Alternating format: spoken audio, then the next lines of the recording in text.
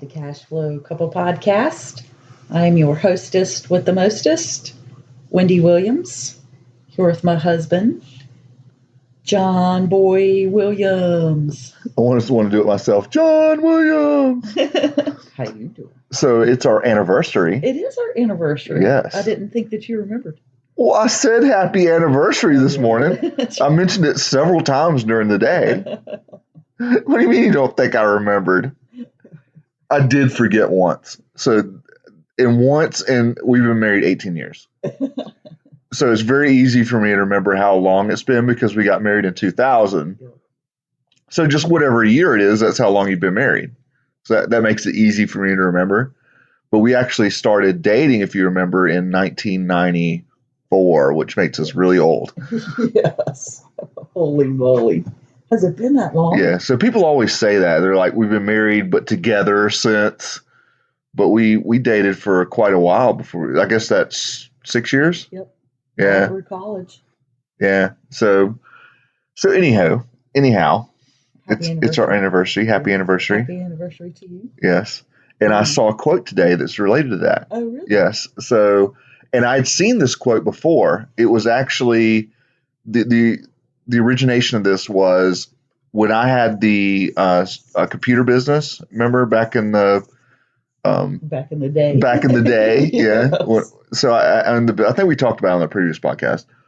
But I had a computer repair and networking business, and we actually had a small ISP even where we provided internet service back when you could do that as a small business. But whatever.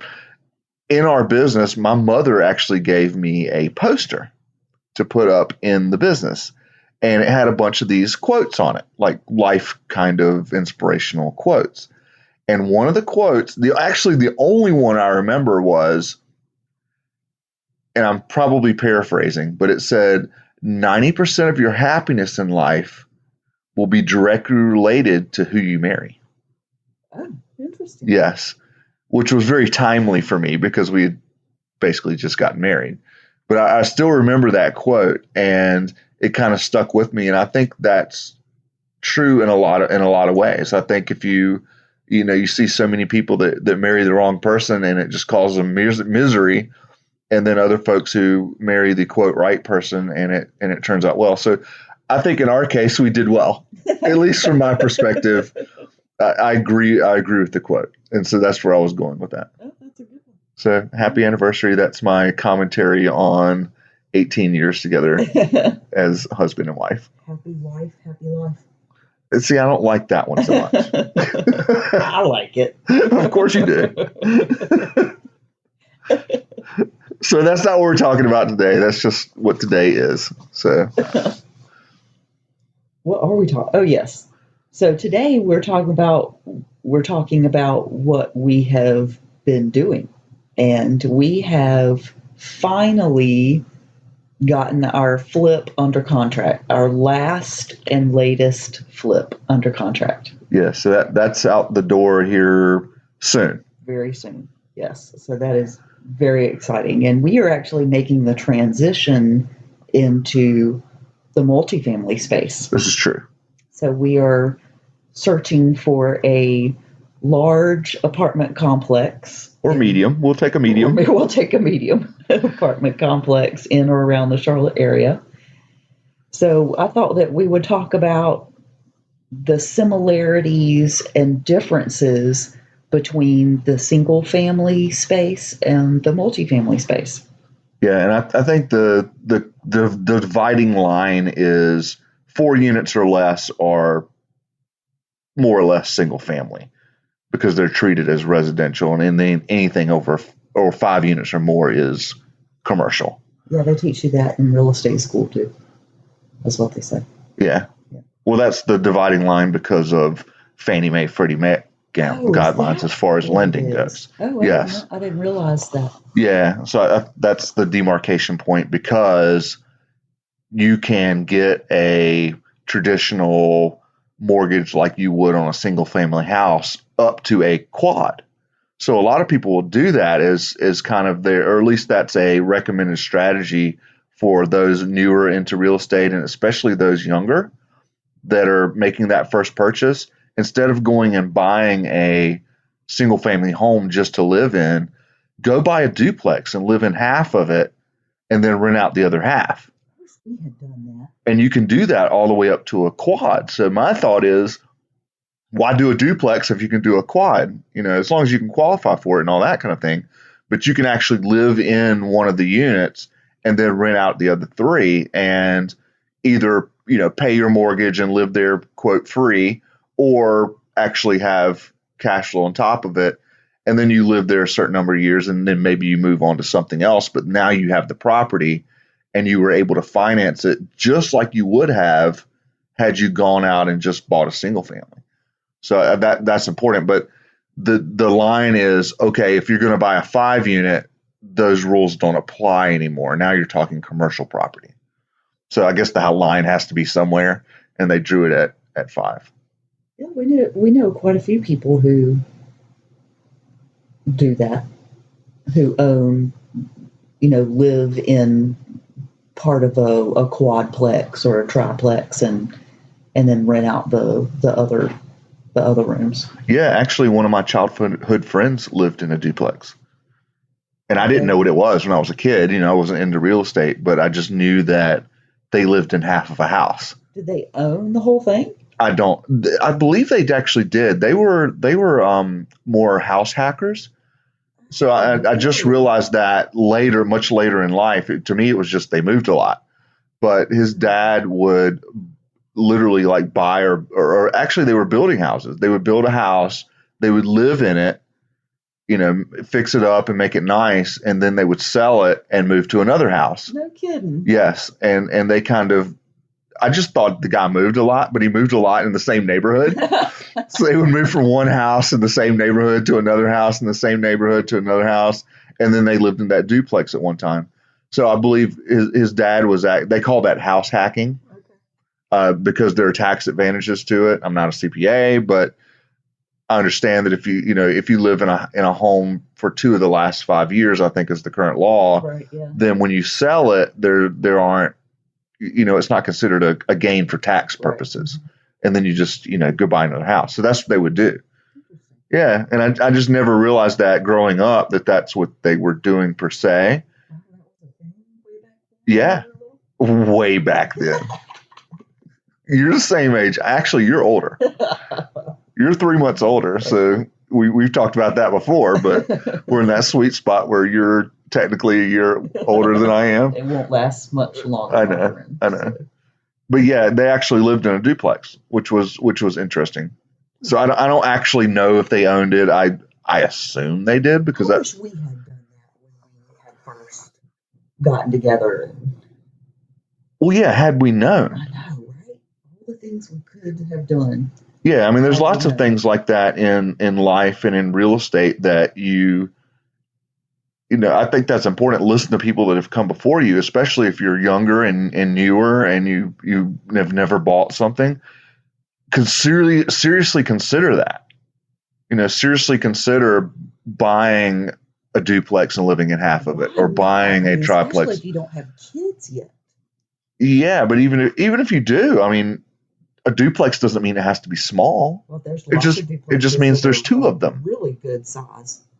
For sure. So I think that's a really smart strategy, and you're right. I wish we had known. We just didn't know. No, we didn't. And just take heed if you're in that spot. It's harder to do once you get established. Once you have the 2.5 kids and a dog and yeah, we could go sell our house and do that, but emotionally and mentally, it's more difficult to do that once you've already kind of went down that road. Sure. Yeah. I can't imagine doing that at this stage in our life right now with the children. I mean, we've already established ourselves in the neighborhood, and well, it's because you would consider it a step down. And I think it would be smaller. It would be smaller. It's not that we couldn't do it, but that's why I said mentally, because it's not that you couldn't do it. I mean, we could, if we had to, we could, but that's it. So you don't want to. No, I don't. But don't you wish you would have done that for your first house? Yeah, I sure do. Yeah. And it would have been a lot easier because now it's just a stepping stone to the next nicer place or whatever. Well, let's go buy an apartment building. Okay, well, let's buy an apartment. We don't have to live in the apartment, do we? No. Okay. So back to what we were talking about.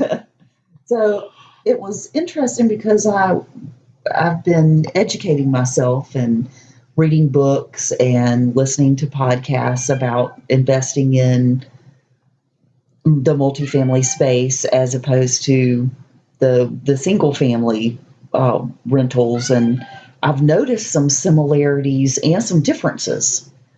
So one of the similarities that I noticed was the income was still the same. Like you base the value of the property on income as in single family houses, just like in multifamily houses, but there's more to income in the multifamily apartment space than there is for a single family home. Like you can't. I mean, rent is all you've got in a single family home. Whereas if you're talking about an apartment, there are more things that you can have bring in income, like a laundry, Right. Parking, maybe. Storage. Yep. Yeah, that kind of thing. I thought that was really interesting. Yeah, it's not that you couldn't do this, but it's just not common. It would be weird to charge laundry, like put coin laundry in your single family rental. I suppose you could, but it would be strange. Yeah, but you're right. The similarity is your income is rent, but the difference is in a multifamily, it's not just rent. Right. Yeah, you have rent, but then you have potentially, depending on the property, I guess, but you potentially have other sources of income. Right. Or like the apartment building we were looking at today. One of the suggestions was it doesn't have a laundry now. You could add one, and that would be a source of income, additional income for the building. So I think that's a good point. Yeah. Yeah. I just thought it was interesting that it was a similarity, yet also a difference. Though another similarity is expenses. So, I mean, you still have maintenance, you Right. still have vacancy, you still have property management, you still have insurance, you still have taxes. And those are the commonalities. So you'll have that on a single family and a multifamily. That's what I'm saying. But with an apartment complex, sometimes you might have a couple of extra things, like you may be paying for utilities. Right. You may be paying for water. So you may be paying for the lighting in the general areas, like the parking lot and the hallways, if they have them, maybe. Yeah. Or like that laundry facility. Yeah. Yes, it brings them income, but it also there's lights in there that right. Yeah. Yeah, that you're not charging rent for it. Right. So there's other expenses that you got to think about too, which I thought was interesting. So. Yeah, and there's other things and they tend to be bigger too. Like the one of the ones we were looking at recently needed a parking lot. If you do the most a single family is going to need is maybe a driveway, but now we're talking about a whole parking lot and parking spaces and striping the lot and all that kind of thing. So you have expenses that just don't exist on single family. So I think that's a difference as well. So there's more moving parts on the income, and as you point out, there are more moving parts on the expenses. Yeah.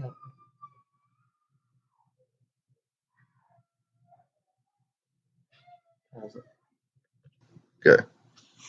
Another thing that I thought was interesting was they're both single family and multifamily are both valued on the income method. But they can be. But yet it's more common for a multifamily apartment complex to be valued with the income method and not so much with the single family method. I mean, you can't usually use comps to value a single family house, but it's not like that with a multifamily. It's all income based. I mean, the value is the money that it brings in. Yeah, I mean, the comps are basically useless for a multifamily. Exactly. And the difference is a person can't just move into there's no such thing as a retail multifamily. You know, a single family house, it could be a rental, but you could also just live there and it's your home. Yeah. That's not the case with an apartment building.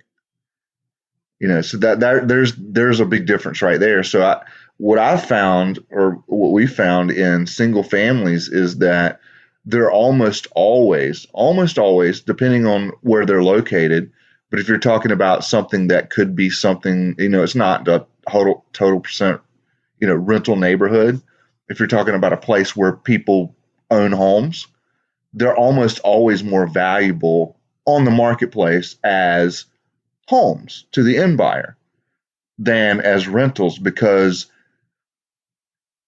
they basically the numbers work out that they need to be cheaper for the rent to make sense, you know, as an investment. But multifamily properties aren't that way, which I find refreshing, actually, because you run into that a lot with single families when you're looking at them and you're trying to, you know, negotiate a certain price. Oftentimes you're not on the same page with the seller, for good reason. They want top dollar. They want the most they can get, and the most they can get is selling it to someone who's going to live there. And your numbers don't often work as a rental paying retail prices. But apartment buildings aren't that way. You know, they are valued by income. The closest thing to a comp in multifamily would be cap rate. Yes. And that's really the only reason to use cap rate, is as a quote comp. You know, if this apartment building over here has a cap rate of X and this one over here has a cap rate of X, and they're otherwise similar, then the one with the higher cap rate is more valuable. Does that make sense? Well, explain what a cap rate is, because I don't think everybody knows about that. Right. So we generally don't look at cap rate, but here's where it is useful. So cap rate is simply, you know, every investment property is income minus expenses is your net. That's what you're netting. So if you're bringing in, make it simple, if I'm bringing in $1,000 and my expenses are $500, my net is $500, because half of it goes to expenses. So even though I bring in $1,000, I pay out at $500, I net $500. That would be what would be called in the multifamily space your net operating income, because it's net of all expenses. What you do is you take that net operating income and divide it by the purchase price, and that will give you a percentage, and that is your cap rate.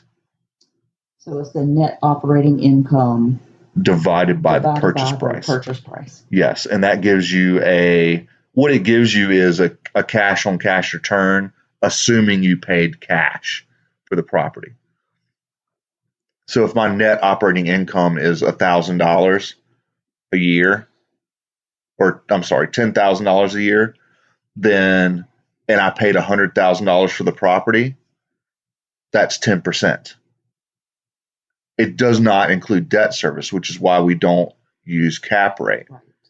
Because your financing matters, you know, unless you're paying cash, which who does on an apartment building? I'm sure people do, but in a general rule, it doesn't take into account debt service. And so that's why cap rate, if you're buying on cap rate, you can get into trouble, because I can show you properties that are a 10% cap, but yet the debt payments wipe all that out and you're actually negative. So cap rate doesn't necessarily give you a good measure of whether it's a good investment or not, but it does allow you to compare properties. So if I'm looking at two 24-unit properties and one is a 7 cap and one is a 10 cap, then the 10 cap is priced better. there's more room for debt service there.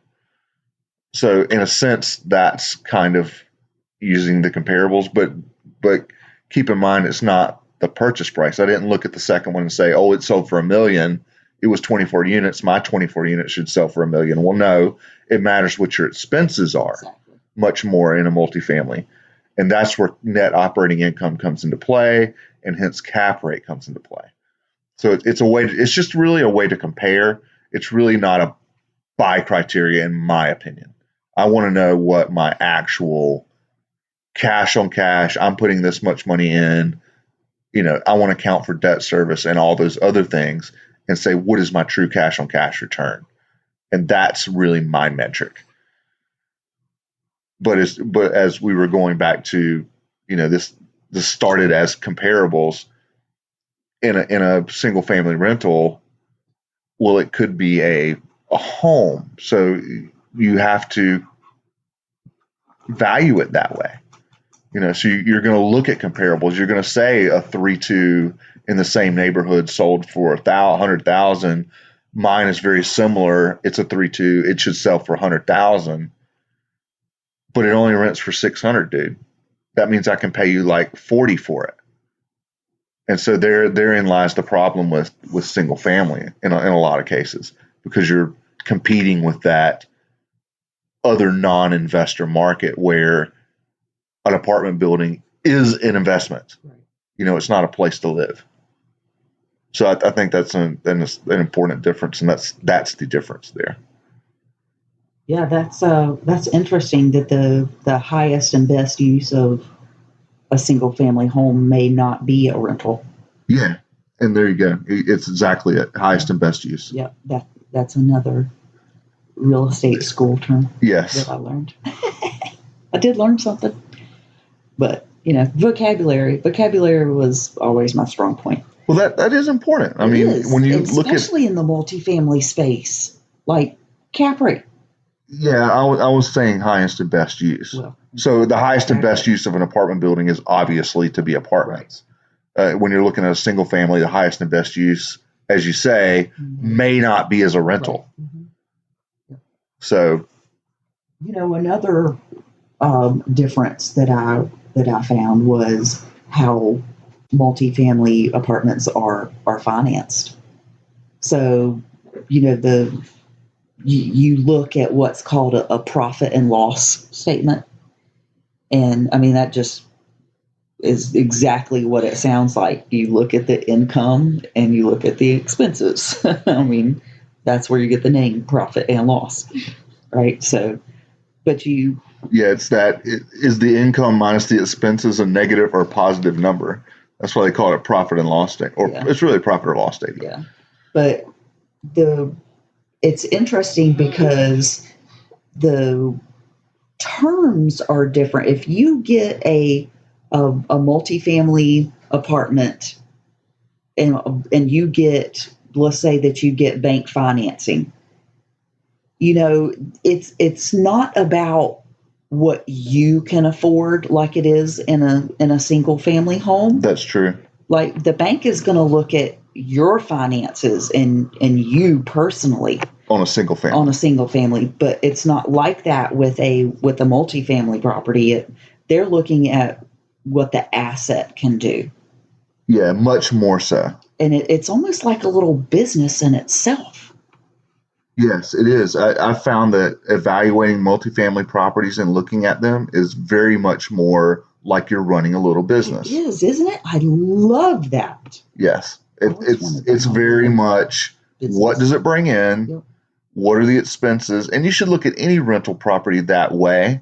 But to your point, when you're getting the financing and they're, doing the appraisal and saying what will the property support on an apartment building, it's 100%. What are the profits? Right. What are the expense, or what are the income? What are the expenses? What's the profit? Does that support the debt payment that you're going to do? And that's going to determine how much you can borrow. A single family, even if I'm going to use it as a rental, I can go buy it tomorrow if I've got the credit and my job supports it and I have the income. Yeah, they don't really care whether I ever rent it or not, right? They're much more looking at my personal finances. Mm-hmm. And even if it's going to be a rental, they're much more going to look at my personal finances because they're going to look at it that way. And again, that goes back to, that's up 1 to 4 units. Those are more or less your personal credit, or there are asset-based lenders, I should say, more like hard money lenders. But in the traditional bank sense, they're looking at you. And once you go over 4 units, once you get a 5 and above, you're no longer in the residential mortgage department even. You're in the commercial department. Mm-hmm. And those guys are looking at it, like you said, as a business much more than a piece of property. Yeah, and it's funny that you just mentioned that because you need people like that on your team when you start getting into the multifamily space. Your team becomes a bit different. I mean, you still have property managers, attorneys, and people like that. But now, once you get into the commercial side of things, then you're they're not listed on the MLS. I mean, sometimes they are, but oh, you mean like the brokers and things are different? Yes. Hello. So they're the team members are different. You're going to have you're not going to have a residential broker. You're going to have a commercial broker. Oh, you mean if you go to buy the place? If you go to buy it. So you're going to want to look for more of like a commercial type broker than and a more of a commercial property manager too. You need somebody who's experienced in running those larger those larger units. I mean, that's a lot of work. Yeah, you're right. Somebody that manages 300 single family houses may not be the person you want managing your 100 unit apartment building because they're different beasts. Yes. And that's what I'm talking about. Okay, you're talking about property management. Yes. Okay, you said brokers, so I thought you meant like about commercial brokers too. So yeah, you're right. The types of brokers you approach are different too. They're in real estate, as you know, people specialize. So oftentimes, your residential real estate agent isn't really the person that's going to help you find a apartment building. They're a different class probably isn't the right word, but they specialize in different things. Right. Yeah. So you want somebody that if you're going to go the route of, working through a broker, you want someone who specializes in quote commercial real estate. Mm-hmm. Yeah. Yeah. So that was interesting to learn about. And I was thinking about how to fund these deals, these large multifamily deals. And, so we talked about the bank already. Yeah, right. So you could do that, but you could also raise private money for them too. That's true.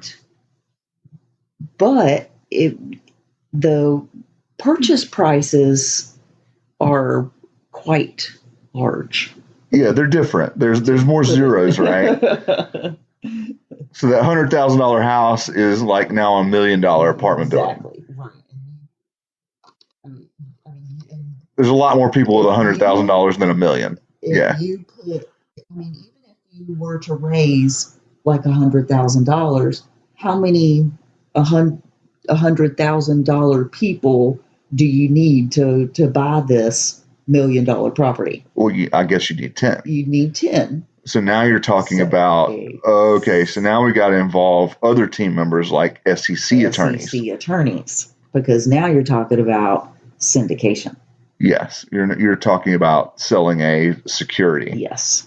So that's something to note if you're raising any kind of money is even if you're sure that you're okay, consult an SEC attorney. They specialize in that kind of thing. They will keep you out of hot water, and that's the kind of thing you can go to jail over.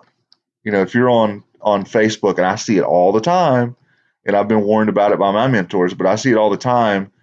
Hey, I have this deal at this percent interest, and you're guaranteed to make this kind of money. And that's the kind of stuff you can get in really hot water over. And especially like you're talking about, when you start talking about millions of dollars, then that's like, well, you can't just raise that from anybody.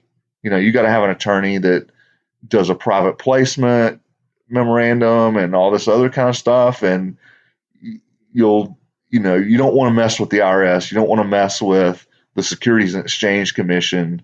You don't want to mess with the federal government, basically.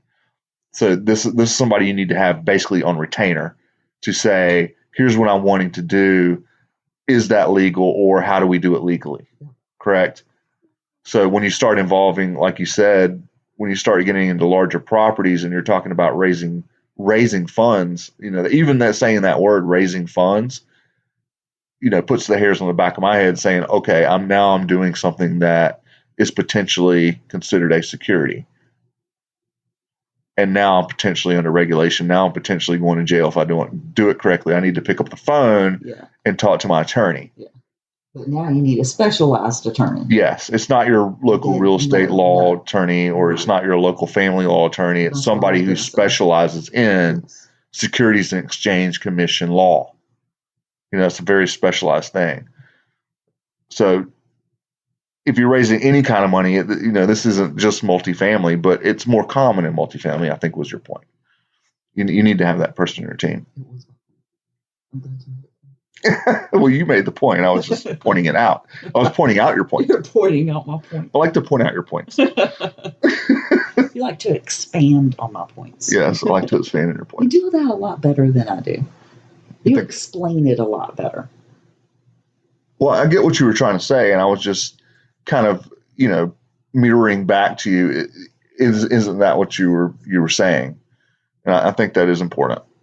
It is. I think that's one of the most important things to note. So I was listening to quite a few podcasts, and one of them that I really liked was Jake and Gino's The podcast, Wheelbarrow Profits guys. The Wheelbarrow Profits guys. I think they actually have a book called that too as well. Oh, no kidding. Yeah. Oh. But they're good. They what they really sound like mafia guys or something, like, because they've got that, like, I'm totally going to get this wrong, but me being in the South, a Southerner, they sound like they're from the Bronx or something. They're definitely they sound like they're from New York. I'm sure I'm insulting them because they're from Long Island, or, I don't know that.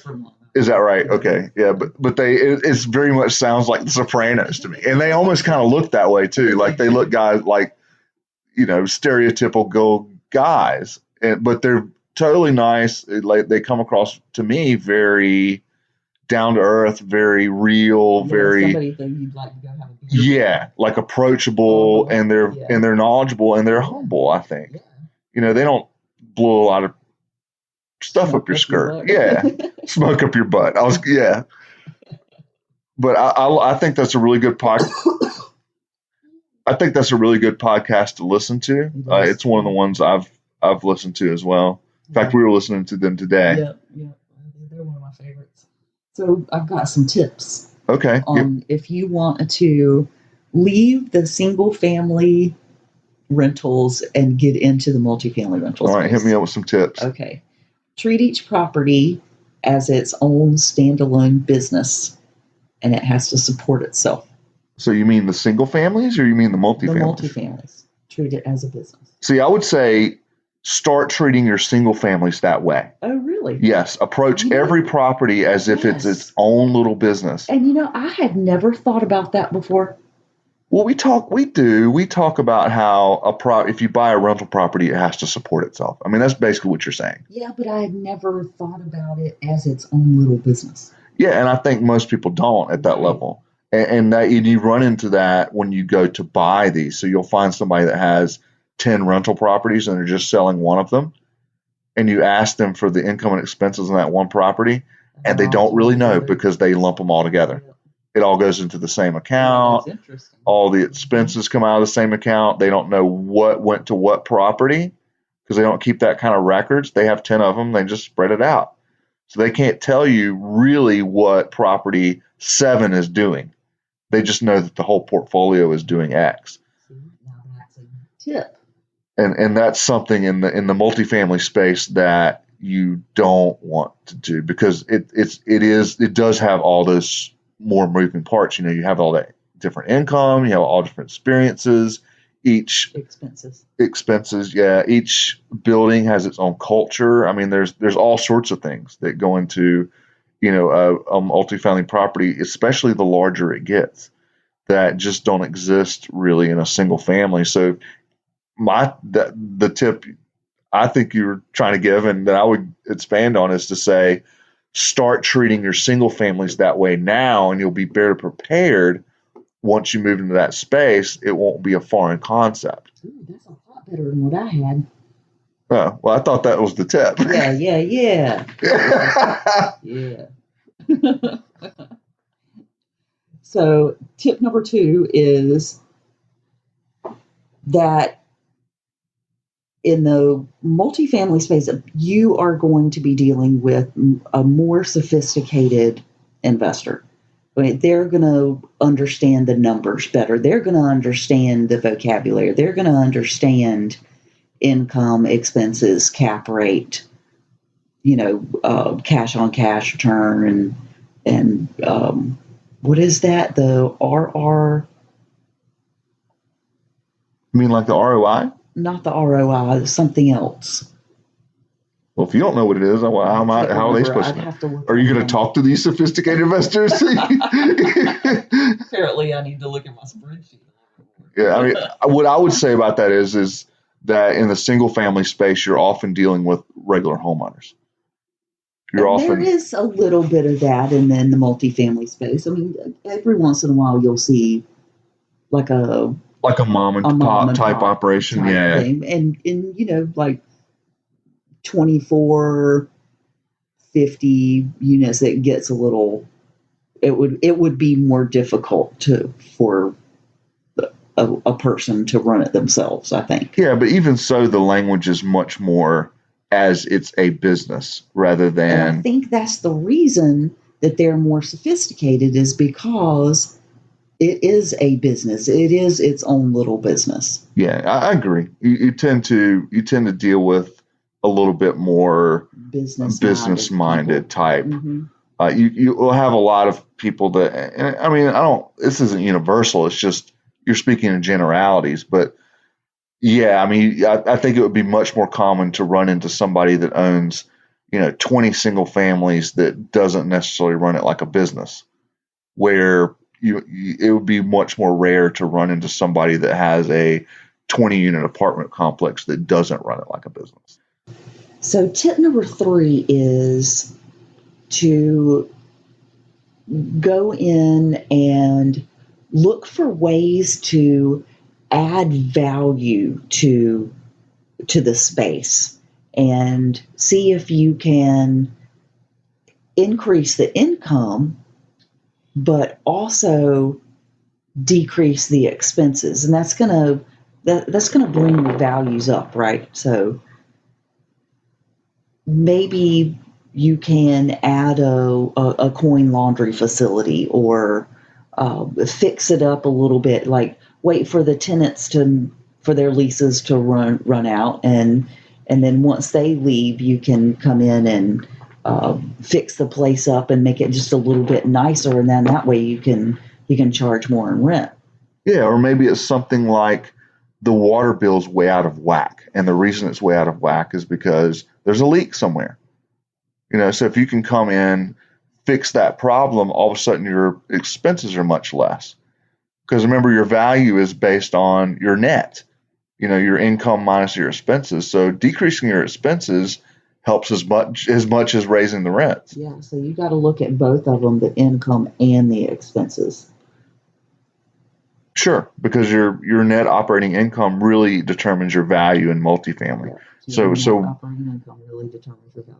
Yeah, so that's what we're looking for. We're looking for things where there's opportunity there to come in and do one of those two things. Either we're going to improve the property in some way that demands a higher rent rate, or we're going to come in and identify an area where we can reduce expenses, which has the same net effect. Yeah, it would. And then now we forced the quote appreciation on the property, and now it's just more valuable and it cash flows more. Yeah.